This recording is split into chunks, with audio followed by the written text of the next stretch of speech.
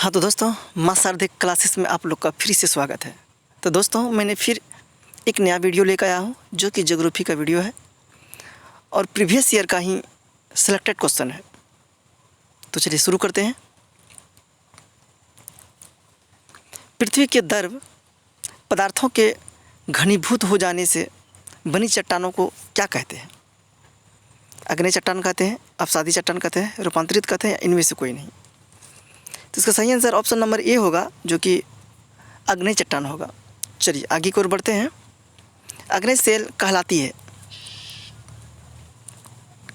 कठोर सेल कहलाती है, मौलिक सेल कहलाती है, गौण कहलाती है, इनमें से कोई नहीं कहलाती है। चलिए इसका सही आंसर कोड चलते हैं। इसका सही आंसर ऑप्शन नंबर बी होगा जो कि मौलिक सेल कहलाते हैं। ठीक है, चलिए आगे बढ़ते हैं। अग्नेय चट्टान बनी होती है, किससे बनी होती है? गर्म लावा के ठंडे होने से, या पर्वतों की गिरने से, या भूकंप से, या इनमें से कोई नहीं। तो सही आंसर ऑप्शन नंबर ए होगा जो कि गर्म लावा के ठंडे होने से चट्टान का निर्माण होता है। चलिए आगे की ओर बढ़ते हैं।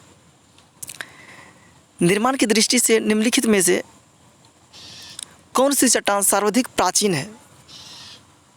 अग्नेय हो गया, कायांतरिक हो गया, अपसादी हो गया,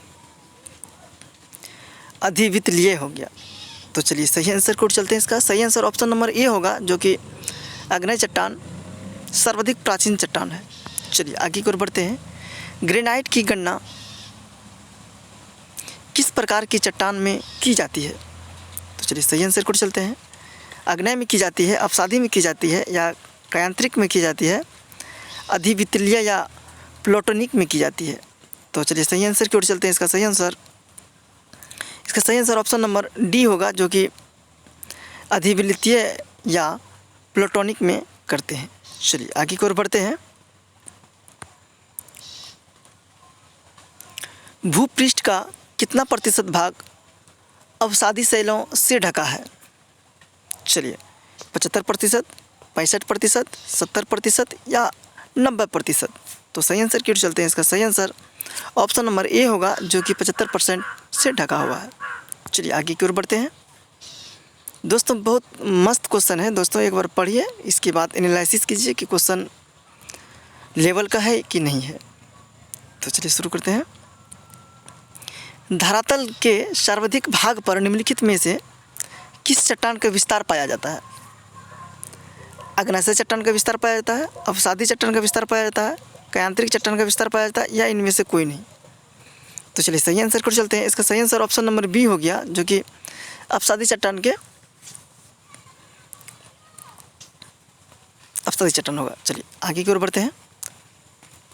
भूपृष्ठ की बनावट में अपसादी से शैलों योगदान है 5% है, या 8%, 10%, 15%।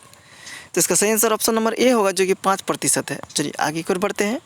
निम्नलिखित में से कौन सी चट्टान जैविक चट्टानों के अंतर्गत आती है? क्वार्टरजाइट हो गया, संगमरमर हो गया, कोयला हो गया, ग्रेफाइट हो गया। तो सही आंसर ऑप्शन नंबर सी होगा जो कि कोयला है। चलिए आगे की ओर बढ़ते हैं। कोयला किस चट्टान में पाया जाता है? चलिए वेरी इंपॉर्टेंट क्वेश्चन है। परिवर्तित चट्टान हो गया, परतदार चट्टान हो गया, या अजैव चट्टान हो गया, अग्नेय चट्टान हो गया। तो सही आंसर को चलते हैं। इसका सही आंसर ऑप्शन नंबर बी होगा जो कि परतदार चट्टान में पाया जाता है। चलिए आगे की ओर बढ़ते हैं। पेट्रोलियम खनिज तेल किस चट्टानों में पाया जाता है?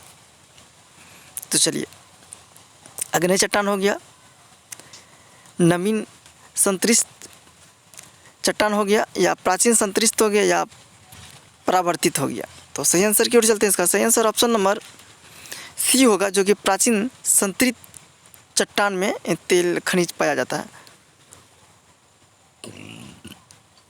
चलिए आगे की ओर बढ़ते हैं। निम्नलिखित में से कौन परतदार चट्टान नहीं है?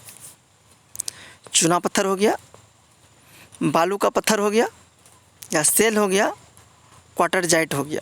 चलिए सही आंसर की ओर चलते हैं। इसका सही आंसर ऑप्शन नंबर डी होगा जो कि क्वार्टरजाइट है। चलिए आगे की ओर बढ़ते हैं। निम्नलिखित में से कौन विलग प्रकार की चट्टान है? चलिए सही आंसर को चलते हैं इसका। पहले ऑप्शन हम बोल देते हैं।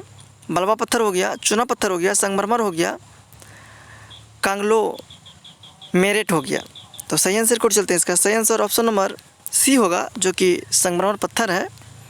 चलिए आगे की ओर बढ़ते हैं। पृथ्वी के आंतरिक भाग में किस चट्टान का निर्माण अधिक ऊष्मा और दबाव से होता है? चलिए आगे की ओर बढ़ते हैं। अग्नेय चट्टान हो गया, अवसादी चट्टान हो गया, कैंद्रिक चट्टान हो गया, ज्वालामुखी चट्टान हो गया। तो चलिए सही आंसर को चलते हैं इसका। सही आंसर ऑप्शन नंबर सी होगा, जो कि कैंद्रिक चट्टान है। चलिए आगे की ओर बढ़ते हैं। बलवा पत्थर परिवर्तित होता है, नीस में होता है, सिस्ट में होता है, क्वार्टरजाइट में होता है, ग्रेफाइट में होता है। चलिए सही आंसर को चलते हैं इसका। सही आंसर ऑप्शन नंबर सी होगा, जो कि क्वार्टरजाइट में होता है। चलिए आगे बढ़ते हैं। चूना पत्थर का कैंद्रिक रूप है कौन सा है? संगमरमर हो गया, स्लेट हो गया, ग्रेनाइट हो गया, क्वार्टरजाइट हो गया। तो सही आंसर को चलते हैं इसका। सही आंसर ऑप्शन नंबर ए होगा, जो कि संगमरमर है। चलिए आगे की ओर बढ़ते हैं। निम्नलिखित में से कौन सी रूपांतरित चट्टान है? नीस हो गया, ग्रेफाइट हो गया, कोयला हो गया, चूना पत्थर हो गया। तो सही आंसर को चलते हैं इसका। सही आंसर ऑप्शन नंबर ए होगा, जो कि नीस है। चलिए आगे की ओर बढ़ते हैं।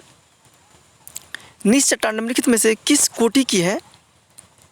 अग्नाय की है, प्रदार की है, परिवर्तित की है, या ज्वालामुखी की है? चलिए सही आंसर को चलते हैं इसका। सही आंसर ऑप्शन नंबर सी होगा, जो कि परिवर्तित का है। चलिए आगे की ओर बढ़ते हैं। निम्नलिखित में से कौन रूपांतरित चट्टान नहीं है? स्लेट हो गया, सिस्ट हो गया, डायरोराइट हो गया, या फाइलाइट हो गया? चलिए सही आंसर को चलते हैं इसका दोस्तों। सही आंसर ऑप्शन नंबर सी होगा, डायरोराइट हो गया। चलिए आगे की ओर बढ़ते हैं। निम्नलिखित में से कौन सा कारण चट्टानों के रूपांतरण के लिए जो है उत्तरदायित्व नहीं है? चलिए सही आंसर को चलते हैं इसका। सही आंसर ऑप्शन नंबर, थोड़ा सा आप लोग भी एनालिसिस कीजिए। तो हम ऑप्शन बोलते हैं पहले। अपर्दन हो गया, ताप हो गया, दाब हो गया, घुलन हो गया। चलिए सही आंसर को चलते हैं इसका। सही आंसर ऑप्शन नंबर ए हो गया, जो कि अपर्दन होता है। चलिए आगे बढ़ते हैं। अपसादी शैलों का दूसरा नाम क्या है? अपसादी शैलों का दूसरा नाम क्या है? अस्त्रित शैल हो गया, अस्त्रित शैल हो गया, अरंधित शैल हो गया, या इनमें से कोई नहीं? चलिए सही आंसर को चलते हैं इसका। सही आंसर ऑप्शन नंबर एक हो गया, अस्त्रित शैल हो गया। चलिए आगे की ओर बढ़ते हैं। निम्नलिखित में से अग्नेय चट्टान कौन सी है? स्लेट हो गया, लाइमस्टोन हो गया, ग्रेनाइट हो गया, क्वार्टरजाइट हो गया? चलिए सही आंसर की ओर चलते हैं इसका। सही आंसर ऑप्शन नंबर सी हो गया, जो कि ग्रेनाइट हो गया। चलिए आगे की ओर बढ़ते हैं। रूपांतरित चट्टानों की उत्पत्ति डैश चट्टानों से होती है? अग्नेय से होती है, तलछट्टी से होती है, अग्नेय और तलछट्टी से होती है, इनमें से कोई नहीं? चलिए सही आंसर को चलते हैं इसका। सही आंसर ऑप्शन नंबर सी होगा, जो कि अग्नेय और तलछट्टी। चलिए आगे की ओर बढ़ते हैं। निम्नलिखित में से कौन आग्नेय चट्टान का उदाहरण है? बालू पत्थर हो गया, संगमरमर हो गया, क्वार्टरजाइट हो गया, या बेसाल्ट हो गया? तो सही आंसर को चलते हैं इसका। सही आंसर ऑप्शन नंबर डी होगा, जो कि बेसाल्ट है। चलिए आगे की ओर बढ़ते हैं। अधोलिखित कौन सी चट्टान में जीवाश्म नहीं पाए जाते हैं? चलिए सही आंसर को चलते हैं। बलवा पत्थर हो गया, ग्रेनाइट हो गया, सेल हो गया, कांग्लोमरेट हो गया,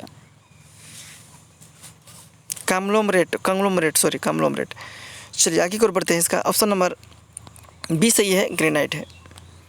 चलिए निम्नलिखित में कौन सा मित्र सेल है? अपसादी सेल हो गया, अग्नेय सेल हो गया, कैंद्रिक या इनमें से कोई नहीं? तो चलिए सही आंसर को चलते हैं इसका। सही आंसर ऑप्शन नंबर बी हो गया, अग्नेय इसका सही आंसर है। चलिए आगे की ओर बढ़ते हैं। निम्नलिखित में कौन सी अग्नेय सेल नहीं है? चलिए गेब्रो हो गया, ग्रेनाइट हो गया, डोलोमाइट हो गया, बेसाल्ट हो गया। तो चलिए सही आंसर को चलते हैं। इसका सही आंसर ऑप्शन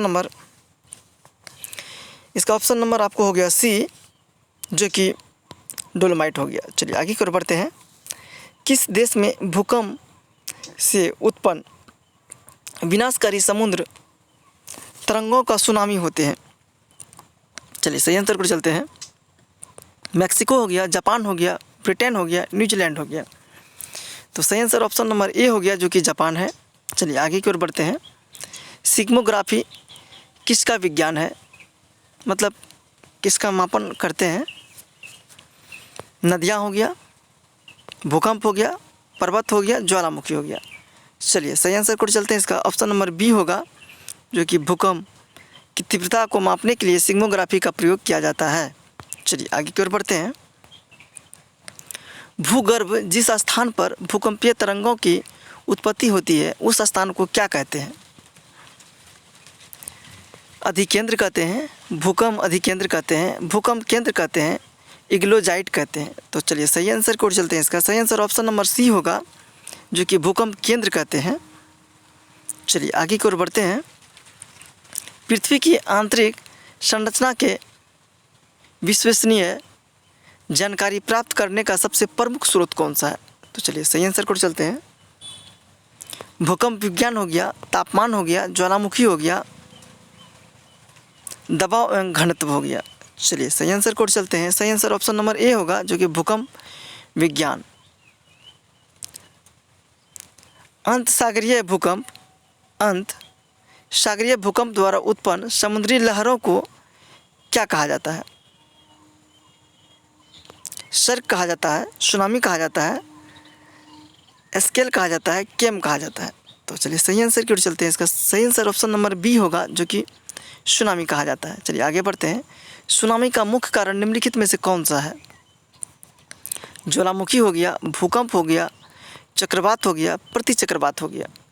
तो चलिए सही आंसर की ओर चलते हैं। इसका सही आंसर ऑप्शन नंबर बी हो गया, जो कि भूकंप है। चलिए आगे बढ़ते हैं। सिग्मोग्राफ किसे मापने के लिए काम में लाया जाता है?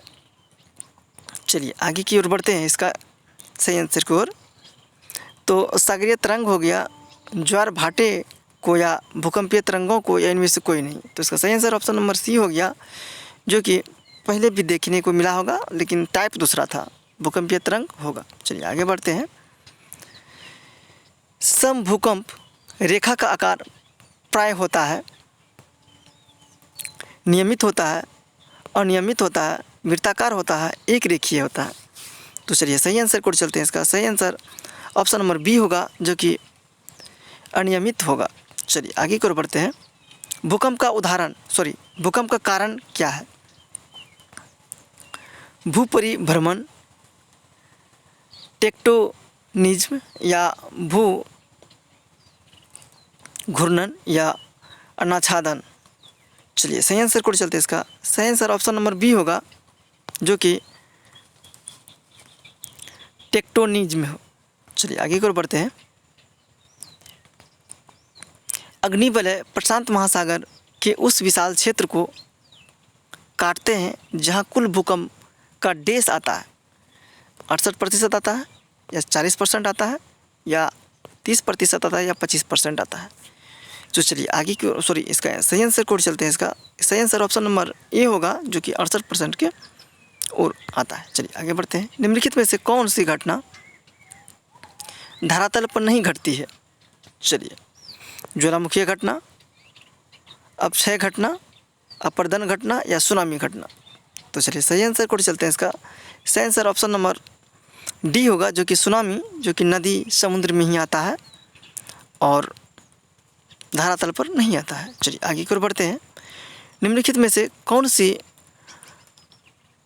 अनियमय प्राकृतिक आपदा है?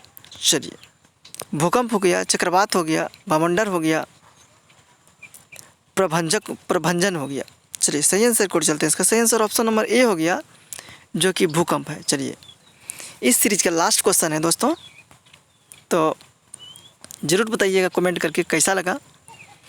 तो क्या हम इसको छोड़ दें आप लोग को कमेंट देने के लिए कि इसका सही आंसर क्या होगा? विश्व के सर्वाधिक 63% के लगभग भूकंप निम्न में से किस पेटी में आते हैं? तो दोस्तों ये आप लोग के लिए क्वेश्चन है, इसका ऑप्शन नंबर ए होगा या बी होगा या सी होगा या डी होगा? तो कमेंट करके ज़रूर बताएं, तो आपका इंतज़ार रहेगा।